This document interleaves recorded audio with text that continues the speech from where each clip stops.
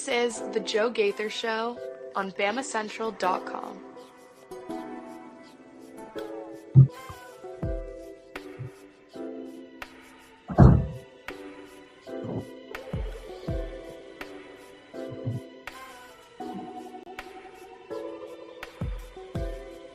Good afternoon, Tuscaloosa, Internet World, West Alabama. How are we doing out there in Internet land? This is the Joe Gaither Show, and you're watching us on BamaCentral and BamaCentral.com. Of course, I am Joe Gaither. You are the listener, the viewer. We appreciate you so much. Listen to us on Spotify, Apple Podcasts, or on Amazon. We're hanging out with you at Joe Gaither 6 on all your social media machines. You can find me right there at Joe Gaither 6 on Facebook, on Twitter, on YouTube, on Snapchat, wherever you want to connect with me. You can send me your comments, questions, queries, and complaints to Joe Gaither 6. And we appreciate everybody who's watching us and subscribe to us on the Bama Central Broadcasting Network, along with our friends Blue Collar Unplugged. Let's have a fun day. Let's have a Wednesday, and let's do so by bringing in my friend Mason Woods. My friend Mason Woods, you can read him on BamaCentral.com, on MizzouCentral.com, on Cowbell Corner. Make sure you follow him at MAWoods_. We're going to have a lot of fun talking a lot of random things. We're going to talk a little bit of Tennessee. We're going to follow up on Tennessee. We'll hit on a little Auburn scandal.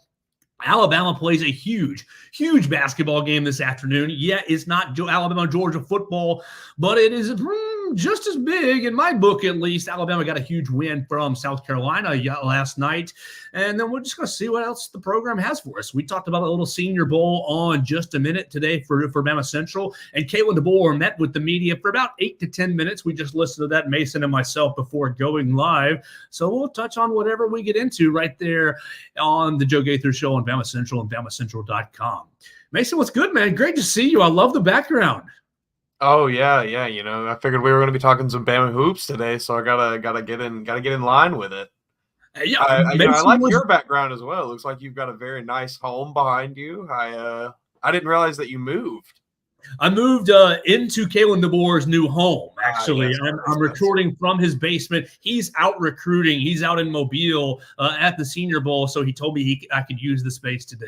But you know, Coleman Coliseum's empty. Alabama's playing in Stegman in Athens today, so you got the place all to yourself.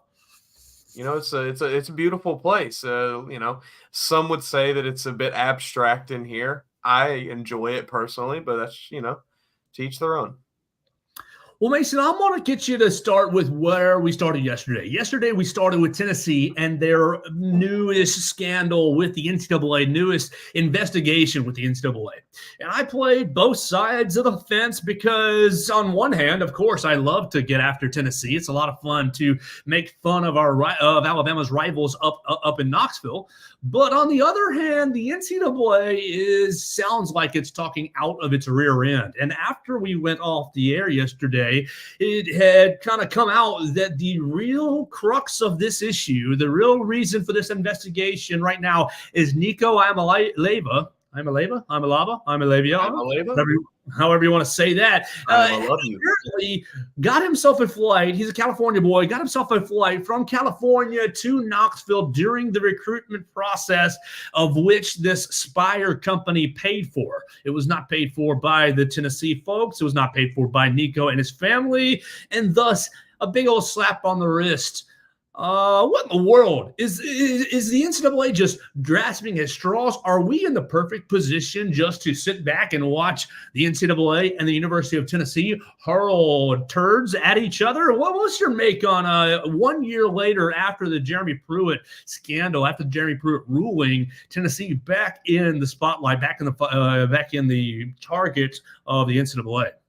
Yeah, I think very similar to you. It it puts me in a bit of a tough spot because I do love to kind of hate on the Volunteers, and I like to celebrate when bad things come to Tennessee. I don't think I'm alone in that, but I don't think it's also crazy to think that this is kind of just the NCAA deciding to pick on poor Tennessee. You know, you have the Jeremy Pruitt thing come out, and, it is done and handled at this point. Jeremy Pruitt is banished to the depths of the football world.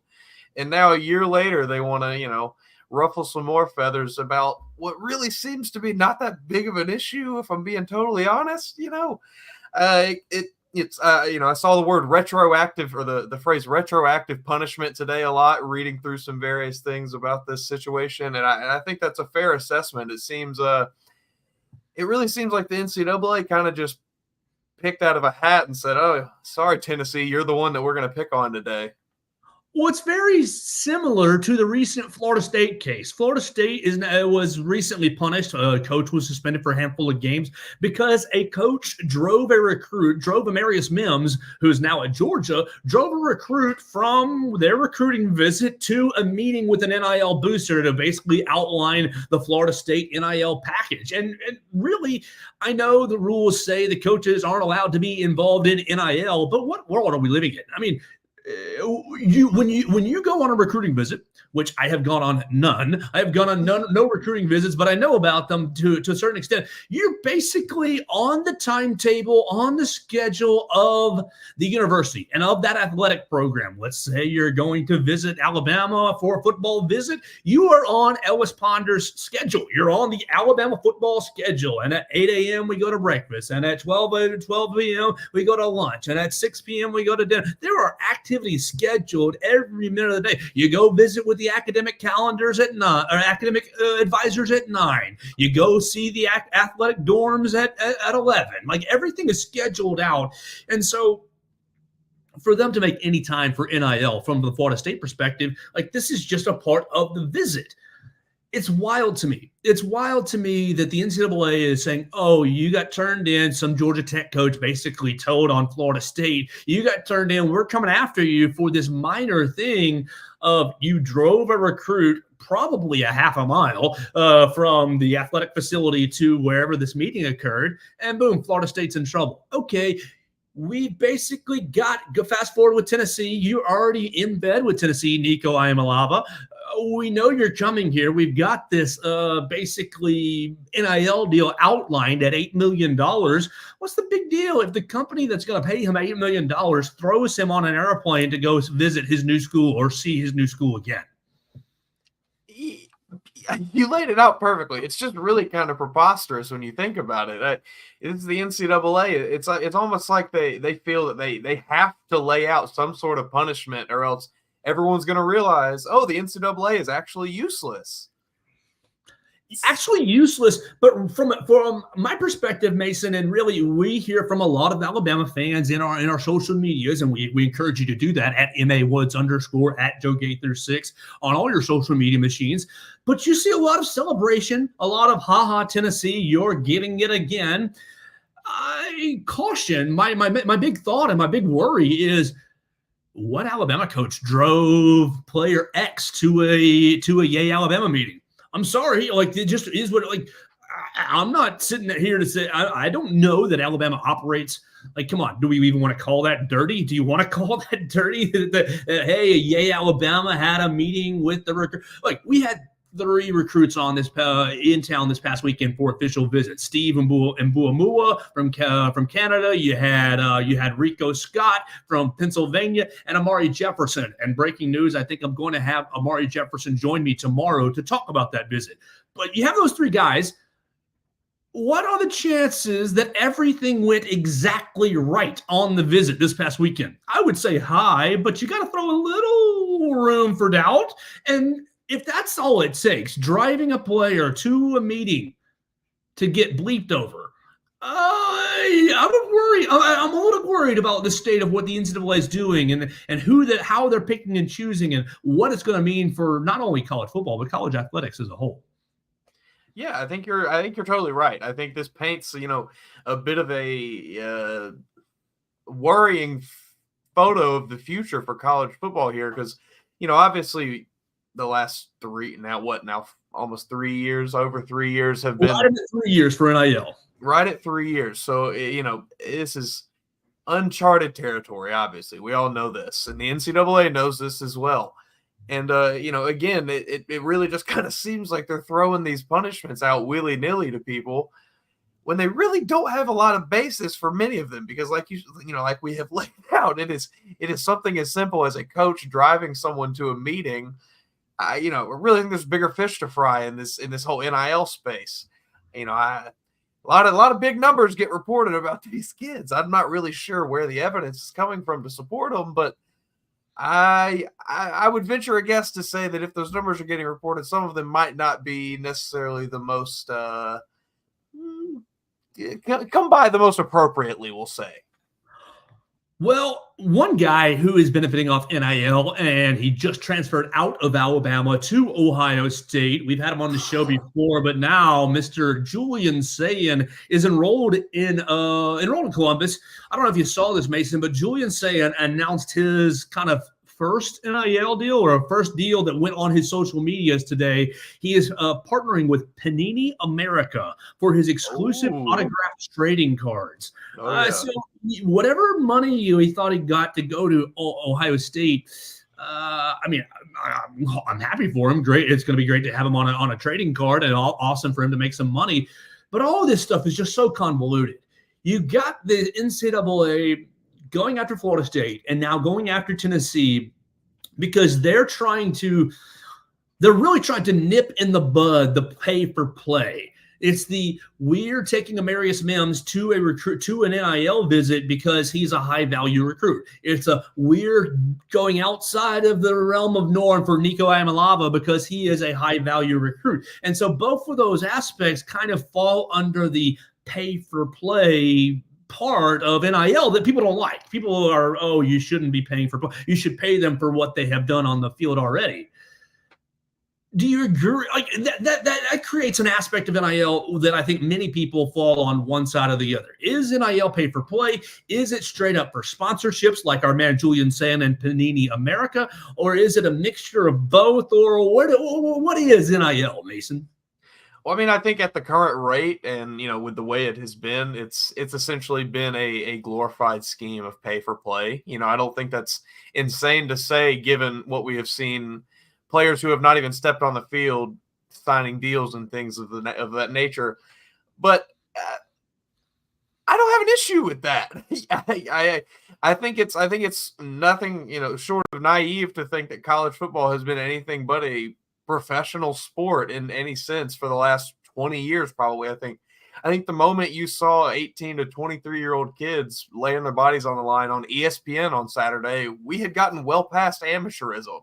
So I think this is something that has been in the works for a long time. I think, this seems like the next logical step. This is the NFL light. This is not college football anymore.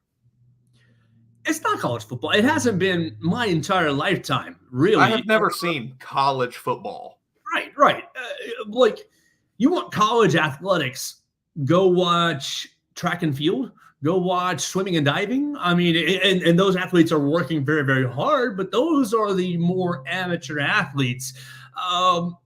But I think the NCAA is wrong here because I think the NCAA is wrong going after these programs, even though Florida State and Tennessee, you're, Alabama's rival or whatever. I think you're wrong because people want to say it's pay for play and you want to say, we're giving, X recruit X thousands of dollars to sign. But you got to ask yourself, if these players, if these high schoolers weren't valuable, why is anybody going after them? Why do they have 5 stars next to their name? Why do they have 4 stars next to their name? Why do we say, I want Billy over Johnny because Billy looks a lot more talented than Johnny does? That's already name, image, and likeness that Billy has earned for himself. The reason that Nico Amalava is so valuable as a high school senior is because he has been identified as a special high school prospect. And while he didn't earn that name, image, and likeness wearing the Tennessee T, he is a valuable commodity. And so, while people say, that's not true name, image, and likeness, that's not real. If I were to be recruited by the University of Alabama, that obviously gives me some sort of cachet, some sort of notoriety. And thus, if I say, okay, you're recruiting me, I'm a 4-star recruit, I might end up with, a couple thousand yards receiving or whatever. You're going to need to pay me some money.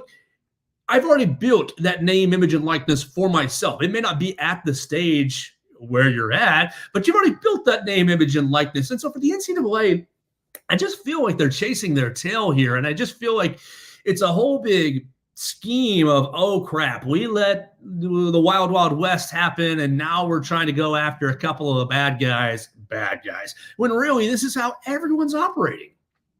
Yeah, I don't think you're wrong. I think the NCAA is kind of embarrassed with the way that they let the floodgates open, and it almost backfired on them, where everyone said, if this is what you really want, we will go do it, and they went and did it.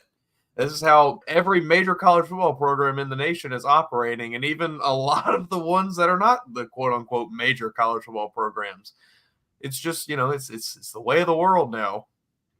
Absolutely. All right. So we'll have to keep paying attention to what happens with Tennessee and what happens with Nico Iamaleava. And if, Heupel gets in trouble, their chancellor basically dropped a huge letter that we outlined in yesterday's program, basically giving a middle finger to the NCAA and saying, come get us, essentially. Did you like that move? What did you make of, I honestly, I did. I liked it a lot. That's the man obviously knows that, he doesn't fear the NCAA. So we can say that. I don't know, if Tennessee did anything wrong or not, but they clearly do not fear the NCAA. Yeah, Donda Plowman was their chancellor, and she basically said, y'all told us last year that we were doing such a good job being transparent, and now we've lost all our control. Well, what the deal? And basically she said that the NCAA was a broken system. I think it's the right move. I said it yesterday. I think it's the Will Wade move. Basically, NCAA, you come into LSU and you prove all these allegations. I think you need to treat the NCAA like they are a powerless program, like they are a powerless entity. And if everyone treats them that way, then maybe they will be powerless. I mean, when is the NCAA going to ban any school from the college football playoff this year? No, they didn't ban it. Michigan, they don't have jurisdiction over the college football playoff. Why do we care about what they say about any school and any punishment? Yeah, I mean that's exactly correct. The NCAA is a shell of what it once was as far as the power it held over the college football world.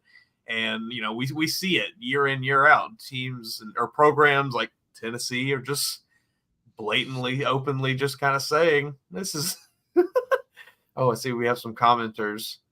One Melissa Woods is agreeing with you. It seems like she's agreed with you a lot, very much. That tends to happen, People with the same last name I have found tend to agree with each other frequently. What do you think last night of Tennessee losing? Because we did a little SEC midweek basketball yesterday, kind of talking about the slates, and we talked about the Tuesday slate, South Carolina, Tennessee. Then you had the Egg Bowl, and I basically glossed over, I glossed over the South Carolina game because I thought Tennessee was going to bounce back from their bad performance against Vanderbilt.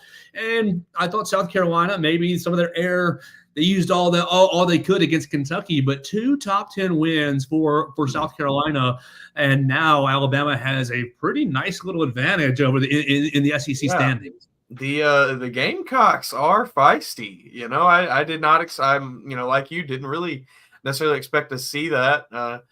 Obviously, Dalton Connect was fun to watch. That's mostly why I had tuned in. Honestly, was to see him, but it was a pleasant surprise to see South Carolina jump out and pull that off like they did, because they have, like you said, they've kind of been hot, and it seemed like maybe it would start to die down eventually, but it's just not happening. So South Carolina, they're definitely going to be probably a tough outcome when they come to the SEC tournament.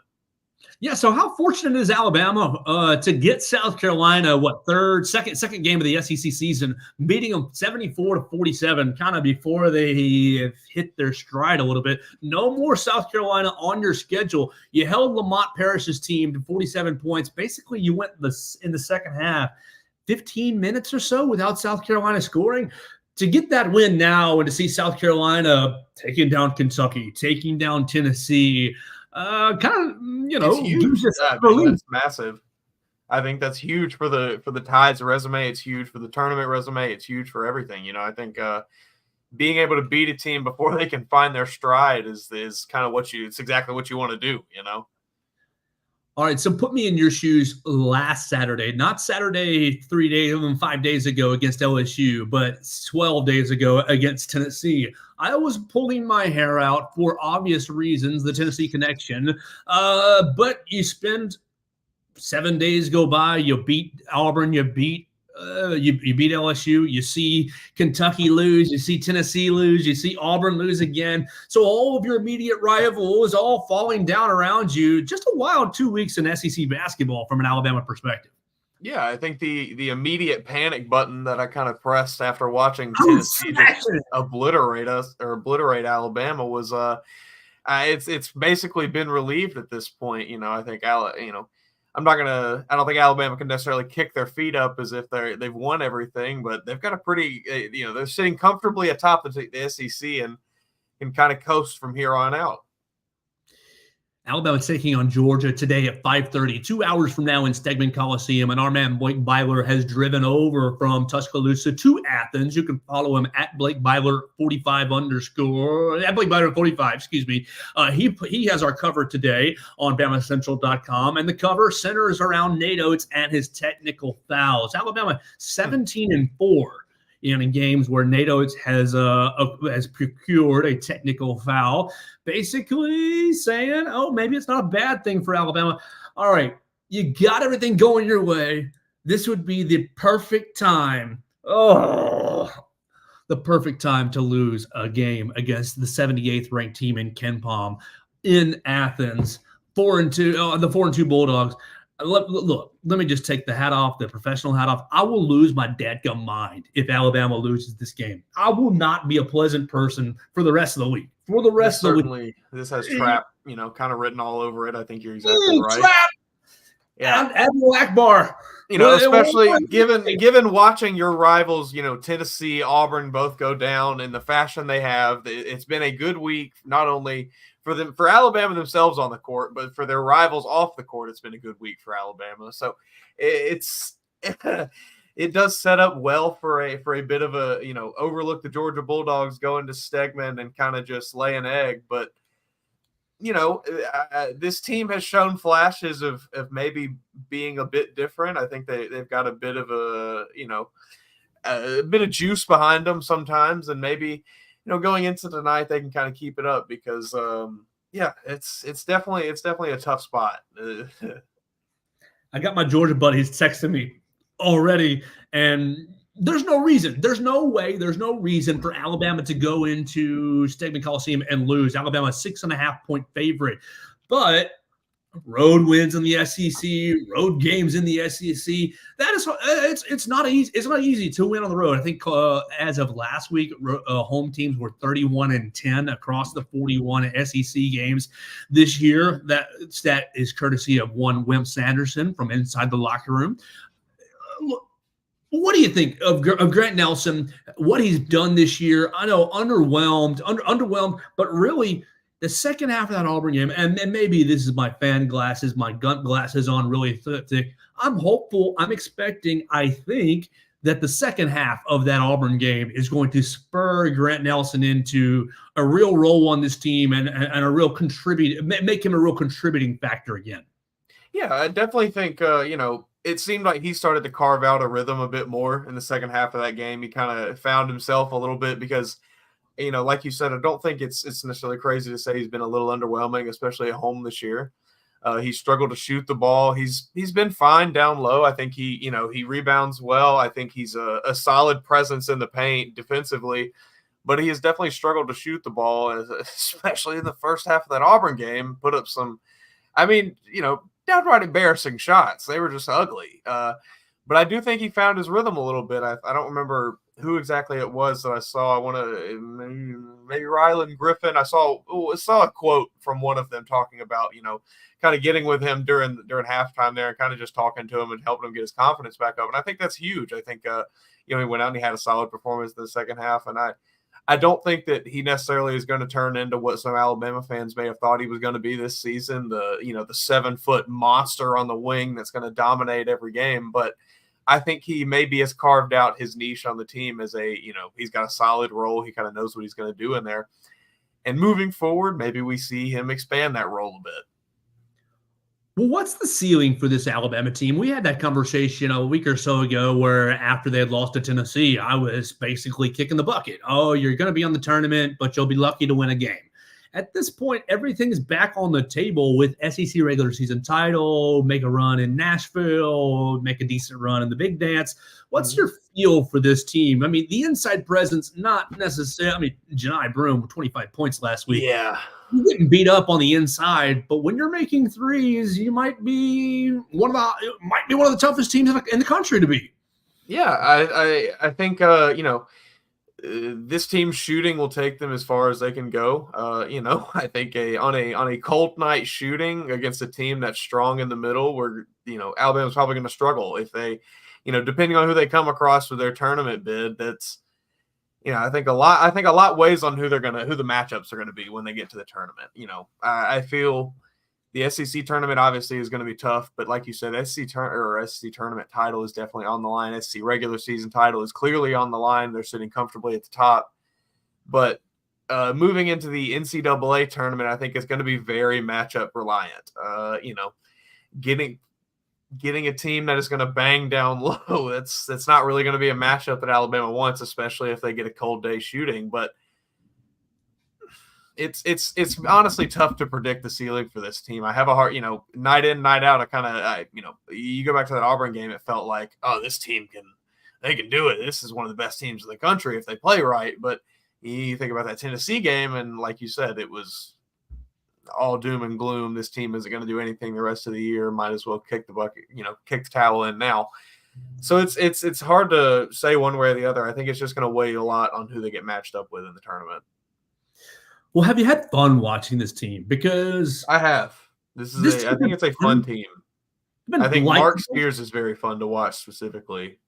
Well, speaking of Mark, left off the Bob Cousy Award, left off the Jerry West Award, he's kind of not been getting they'll give me no respect. No respect for Mark. Is it because, and this is what I said yesterday, and disagree, please don't always agree with me, but yesterday on the show, I acknowledged being left off these lists and leading the SEC in scoring, 20.5 points per game. He's making 47% from three. He's killing it. He's playing great. But no one's giving him any respect. And I think this is the most caveman answer, but I think it's because he doesn't look like a superstar. He doesn't carry himself like a superstar. He's diminutive at 6'1" ish. Yep. He's got a very nice looking face. He's a nice young man. He's soft spoken. Every time that we've had him in the media, he's exuded kindness, but confidence, quiet.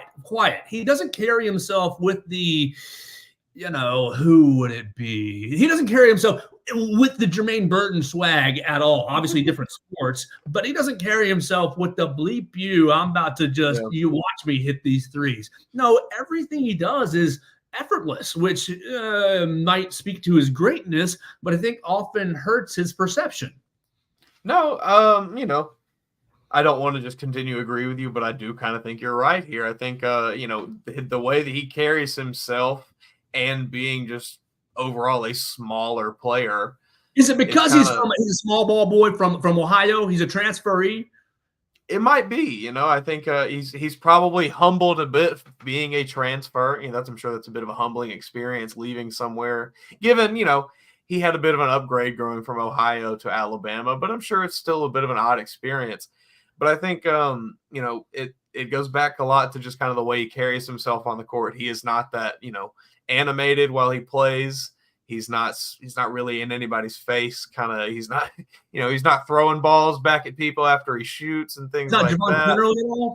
He doesn't really have that streak to him. But I do think he is quietly one of the better players in the SEC, in the country. However, it's also kind of tough to project him to the NBA like some of the other top scorers in the country might. He doesn't really have that NBA body type. Standing at only 6'1", he's kind of a smaller guard. That's really not the way the league has been going these days. It's a lot more positionless basketball. Just get somebody really tall and long who's a freak athlete and just do whatever. So I think a lot of those things are why he doesn't necessarily get the national attention he probably deserves with what he's doing on the court. Is it Mark Sears or Dalton Knecht, SEC Player of the Year for you? Mark Sears has been great. I think, I do think, I don't know. That's hard. It really is, because I think Sears, on average, overall has probably been more solid. I think you can look to Sears' performances, and there's probably less underwhelming games on the schedule for him, or less underwhelming performances. But there's also less mind-boggling, oh my God, how did this guy do this performances for Mark Sears?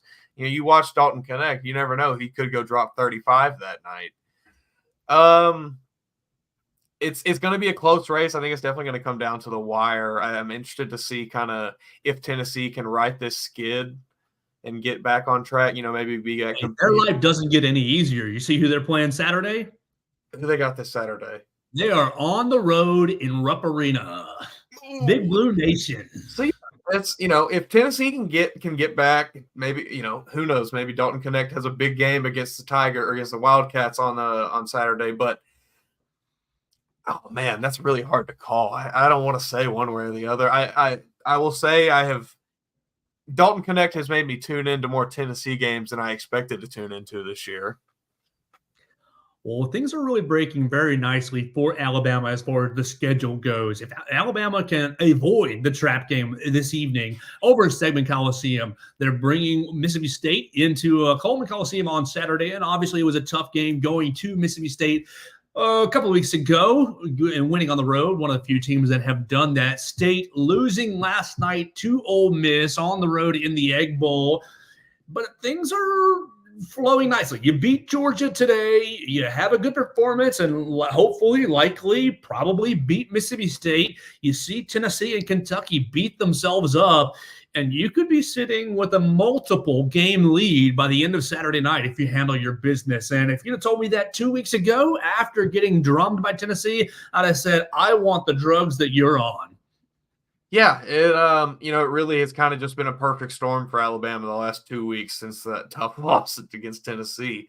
Everything's kind of going the Tide's way right now. And obviously you got to avoid that trap game today, but moving forward after that, things are looking pretty good for the Tide. Absolutely. Let's head down to LA, a little lower Alabama real quick. And you're watching us on the Joe Gaither Show on BamaCentral, watching us on YouTube, Facebook, and Twitter, listening to us on Apple Podcasts, Amazon, and Spotify. We're hanging out with our friend Mason Woods. He writes for BamaCentral.com. He writes for MizzouCentral.com and for Cowbell Corner. So make sure you follow him at MAWoods_. But in lower Alabama, the Senior Bowl is going on. Senior Bowl week. Kalen DeBoer was meeting with the media about an hour or so ago. We listened to that before the show. You can read about his comments. You can read about his comments right there at BamaCentral.com. The biggest thing to me is the fact that the crazy calendar that Coach DeBoer has kept over the last 3.5, 4 weeks. Look, he was hired – he's been on the job 2.5, 3 weeks now at this point because he was introduced on a Saturday. So it's been almost 3 weeks now. And I don't know if he spent the night in Tuscaloosa yet. Basically, was introduced on a Saturday, has been on the road recruiting his tail off. You see him all over social media at this school in Mobile, at that school in Mississippi, at this school in Georgia, all over the place, and his staff as well. The biggest thing that stood out to me, Mason, was, we can't wait to get back to Tuscaloosa next week after National Signing Day and get our system started, get these guys learning our system. What have you thought of the first couple of weeks? Obviously, we won't know until, these recruits start to pan out. What have you thought over the first couple of weeks on the job for Coach DeBoer? And really from a football standpoint, you and I are kind of the same football junkies. How excited are you to learn or observe or get to know a new offensive and defensive system at the University of Alabama? First off, very excited to just see something new on the field for Alabama, specifically offensively. Obviously, DeBoer, his offense last year at Washington was just one of the most entertaining things to watch week in, week out.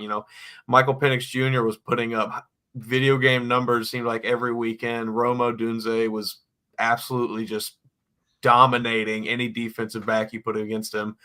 But I think, going back to what DeBoer has done in the first few weeks he's been here, I think he's done basically everything I would have wanted him to do. I think, pushing the implementation of your actual systems back to the back burner a little bit and focusing on these recruiting relationships first is a great way to start, because that is the baseline of any good team, any good program. That's exactly what Nick Saban did when he got to Alabama in 2007. He went right after the recruits that he knew exactly who he wanted, and he went out and got them. So I think, taking the first few weeks to just make sure that you not only contact the guys that have committed to Alabama that you want to keep, but go out of your way to get the guys that might be on the fence and try to, let them know, hey, I'm still here. Hey, this is what we want. Hey, we want you here. I think that's a perfect way to start the Kalen DeBoer era at Alabama. And I'm very excited to see what happens. I don't know. It was an intriguing move to see some of the players transfer that did transfer, given the new systems that are going to be implemented. But regardless, I'm excited to see the new guys who step in and take those places, because I think they're going to thrive. All right, so there's only 3 players at the Senior Bowl from the University of Alabama: Will Reichert, Justin Boygby, and Chris Braswell. So, Mason Woods, let's play a game. Which of the 3 players is this week most valuable, most important for? Who can make the most money off this week? And before you answer, let's put this into context here. Will Reichert, only 3 kickers were drafted last year in the NFL draft. Will Reichert might be an undrafted free agent. He's going to get a camp look at the very least. That's where he's kind of starting.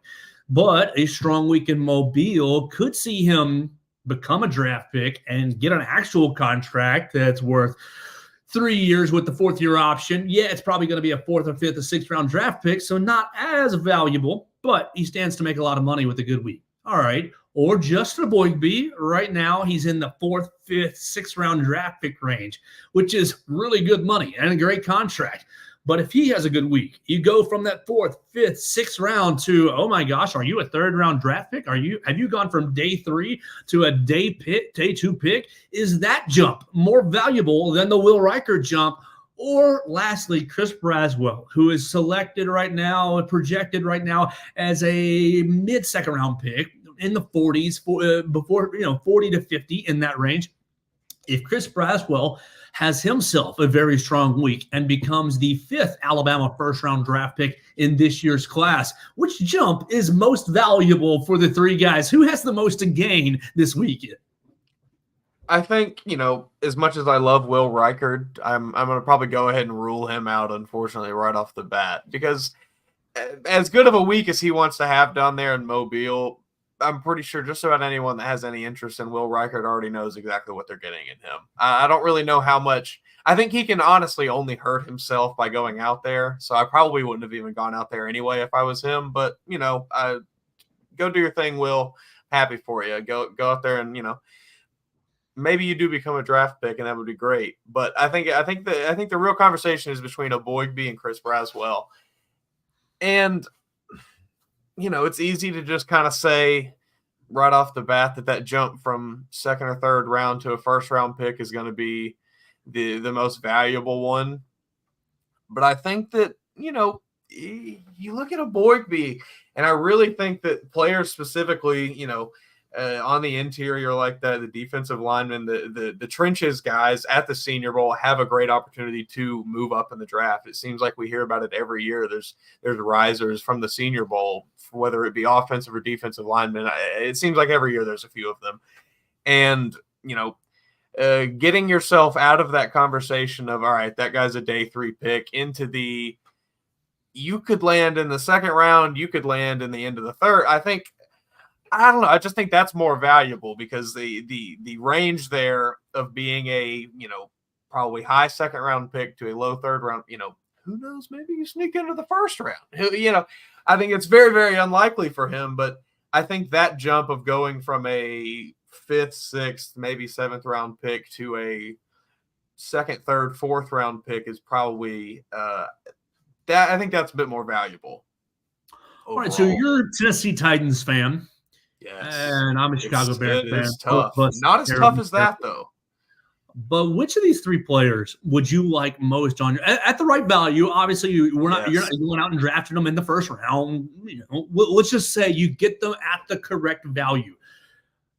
I'll just say I want a Boygby for my Chicago Bears. I think Boygby put the film that he put out this year, playing both the run and the pass, the way that he was in every single frame. He played like a man who had football taken away from him for an entire for a year, as he did the previous year with a neck injury. I think a Boygby is going to offer teams underrated versatility up front. Well, which one of these guys would you like to see in the two-tone blue?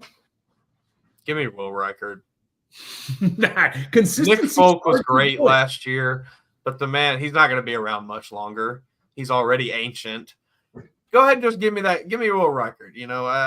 I miss the days of knowing exactly who the Titans kicker was going to be before we're going into every season. It's been I'm trying to think. Ryan Suckup left in like 2018, 2017. So it's been a minute. So, yeah, go ahead and just Will Reichard, just come on down, get you the two-tone blue.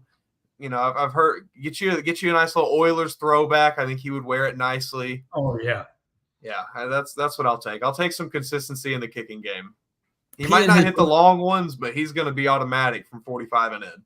Well, that's what he was showing. Occasionally the long ones. Yesterday was bombing 60s down in Mobile, and that's his big concern is, do you have the leg strength to kick in the NFL, to kick in New England and the Buffaloes and these terrible weather locations? We'll see about that. You can come on down to Tennessee. We don't really have to play up there too much, so. Mason, let's talk about a little scandal before we get out of here. Let's talk about some weirdness down on the plains. Weirdness down on the plains. Let me make sure I have all my facts right. So I'm doing a little filibustering, a little digging as I'm making sure where was I at? Hold on. Here we go. Auburn tennis team. That's where we're headed next. Let's see. Where is my? I thought I hit like on that tweet. Maybe I didn't. Auburn tennis. Because I want to make sure I get our names right. I don't want to paint any wrong pictures about anybody. Yeah. Auburn tennis is getting rid of Coach Caroline Lilly, effective immediately. And this is from multiple outlets. And of course, look, we're not sitting here talking about tennis each and every day on the Joe Gaither show on BamaCentral. We know those athletes do work very, very hard. Look, I am always an awful tennis player.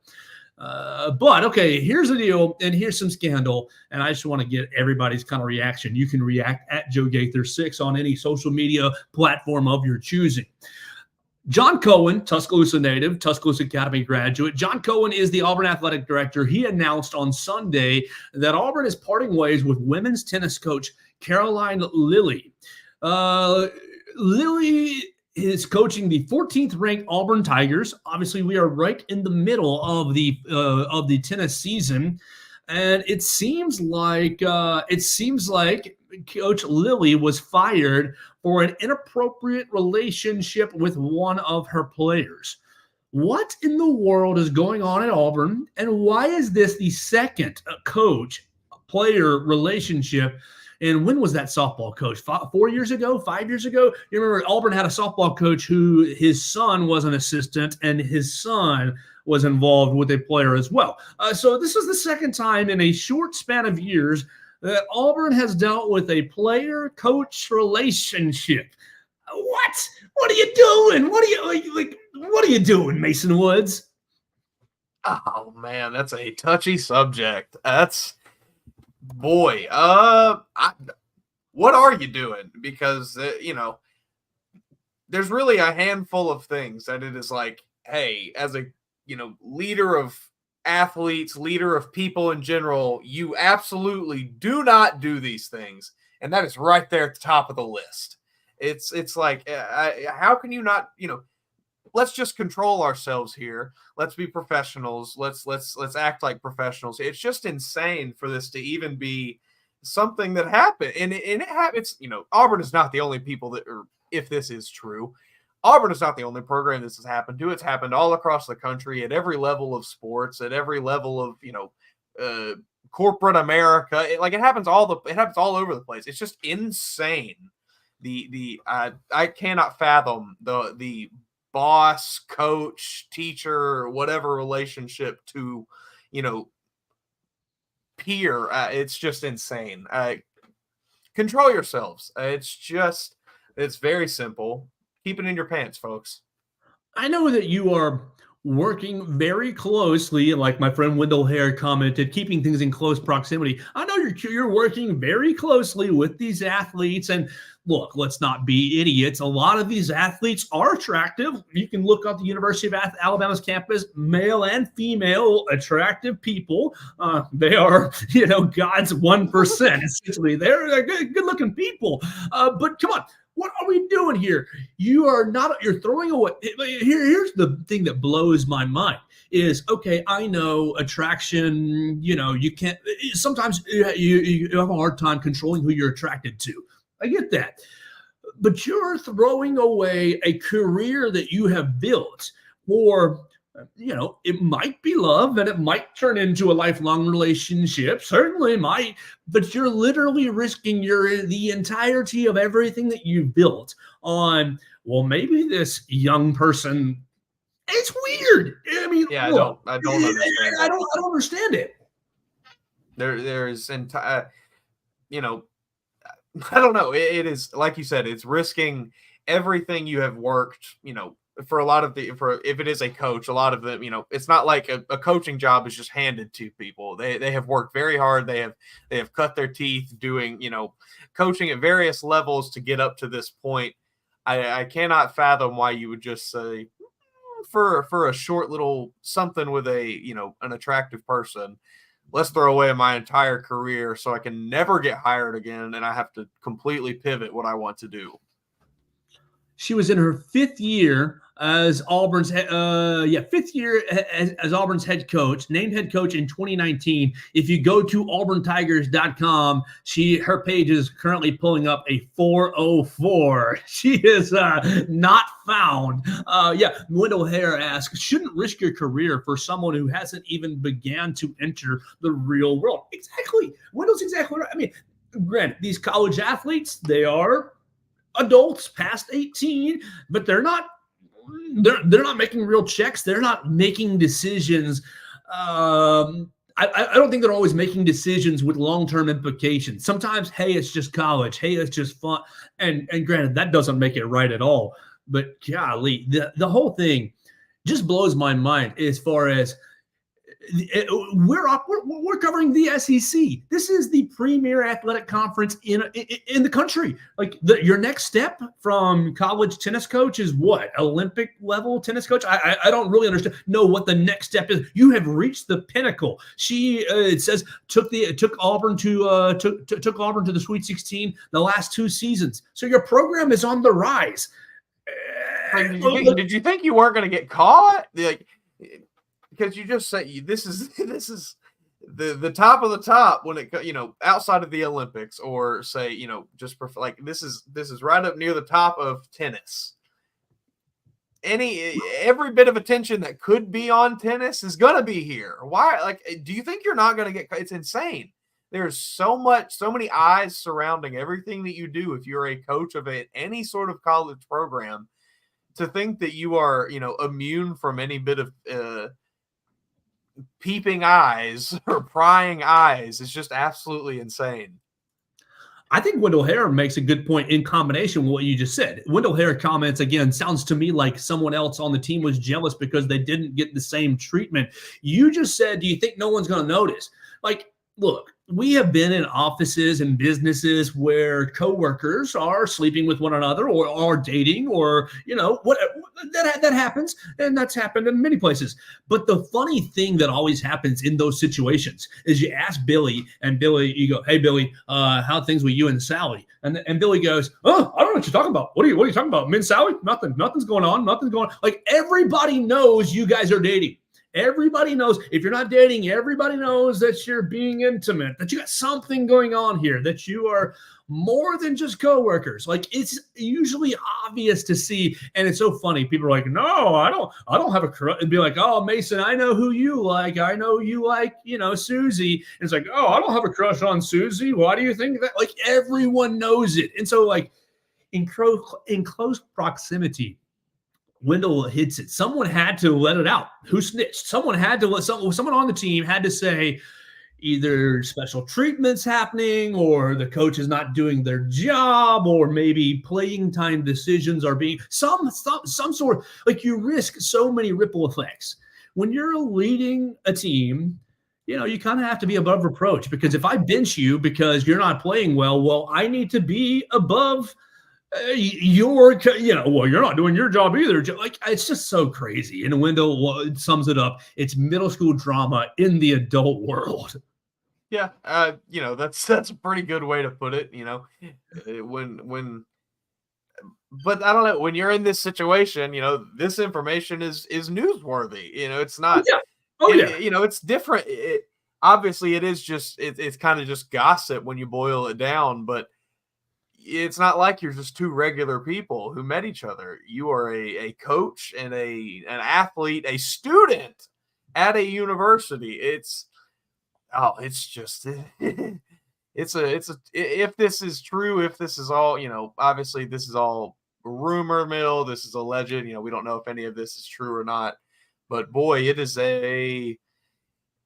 an unfortunate story. It's an unfortunate look for Auburn. It's a bad look for the family.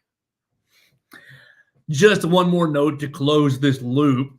I didn't plan this, Mason, but the SEC, as we are recording, put out its tennis players of the week.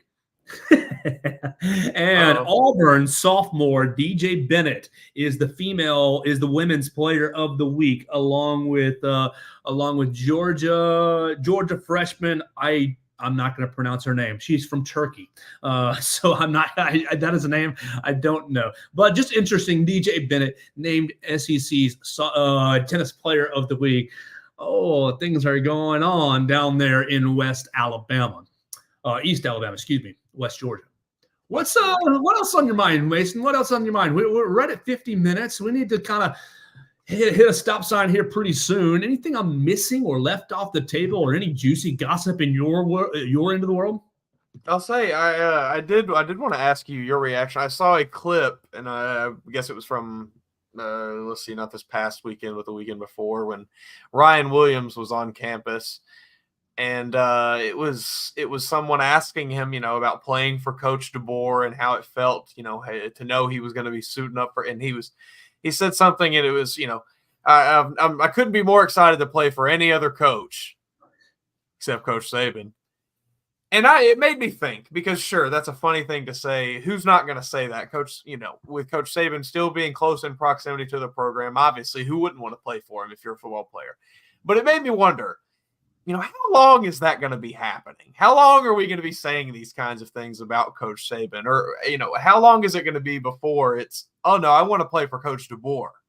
Not just, well, I want to go be close to Saban. That's an interesting point. I mean, as long as Coach has an office in Bryant-Denny Stadium, now I think I've been told that he's been down in Florida the whole month golfing. So it's not like he's been in Coach DeBoer's business. I think that's going to happen at least through the 25 class, because the 25 class all made relationships with the previous regime. It's probably going to happen. It's probably going to happen for 3, 4, 5 years at least. We're going to, I want to go play for the program that Coach Saban built. Coach DeBoer's been doing good, but this is Coach Saban's. Do you think that's going to aggravate a Coach DeBoer? That's what I wonder, because look, I think Coach DeBoer he's given me no reason to think that he's anything but humble. He's had great press conferences up to this point. The introductory press conference, I thought I liked everything he said. I was very impressed by his speech and everything, but surely that would weigh on you. I mean, you took this job. Obviously, he knows the situation he's come into. He knows exactly who he's following up. He's not a stupid person. But, man, you would think if you heard that from all of these kids that now you are the one talking to day in, day out. You're going out of your way to fly across the country to see him in high school, for them to barely give you the time of the day half the time. probably get a little annoying after a while. So I do wonder if maybe that's going to wear on him, or, if he just kind of is going to be able to understand that that's just par for the course when you follow up Coach Saban. Makes me think of something that happens in one of the fantasy football leagues that I'm in. We had a player, we had an owner leave his team, and his team was taken over by another team. And now anytime that team wins, we give credit to the original owner. We say, "Oh, good job winning with Billy's team," and the secondary owner gets angry. "No, it's my team. I did all these moves this year. I made these trades. I added and dropped these players. Oh well, you wouldn't have done it if it wasn't Billy's team."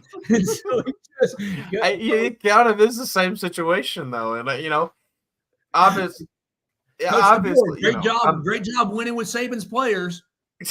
I think that's for sure going to be what any rivals to Alabama say. The moment Alabama starts winning, it's going to be, well, he's only doing it with Saban's player.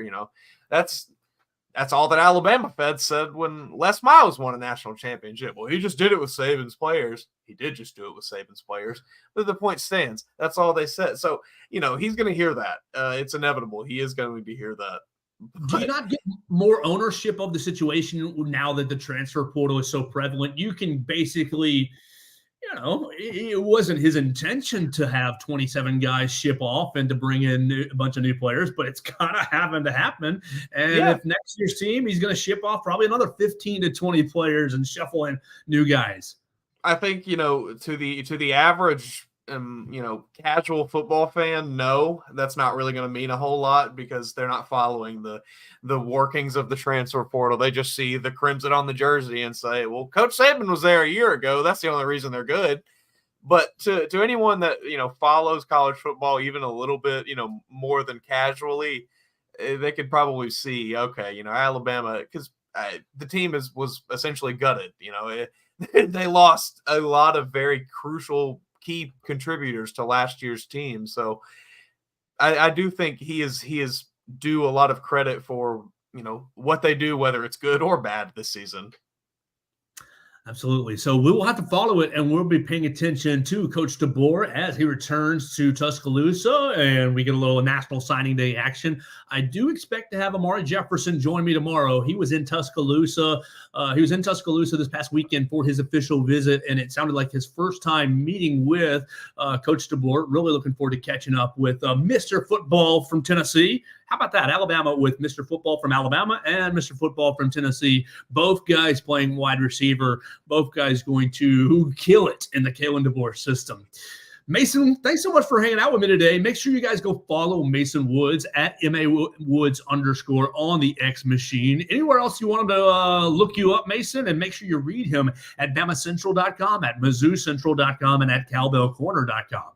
Yeah, you can just check me out on those three sites. Find me on Twitter for some, semi-uninformed takes, but hey, they're confident. That is the header of my browser from Barry Sanderson. Often wrong, but never in doubt. There we go. Yeah, that's exactly how I like to operate. Got to credit the Sandersons for that. So we're going to get out of here for the day. It's been a fun Wednesday. We will hopefully catch up with Amari tomorrow. If we don't, we'll get him on in the very near future. We've been texting, and it sounds very positive so far. And we'll, continue to cover the Senior Bowl. Nobody cares about the game on Saturday, but hopefully we will not be. Oh man, if Alabama loses this game tonight against Georgia, look, if any of the listeners or viewers care about me, and if you don't, that's okay. That doesn't bother me. It's no problem. But if you do, if Alabama loses, send a welfare check, because send a welfare check for my dog, not me, for the dog. I love Abby so much. Her health and wellness depends on Alabama winning tonight. Oh, no, I'm exaggerating. I'm sorry. Mason, let's get on out of here, and we'll see everybody else tomorrow on the next edition of the Joe Gaither Show on Bama Central and BamaCentral.com.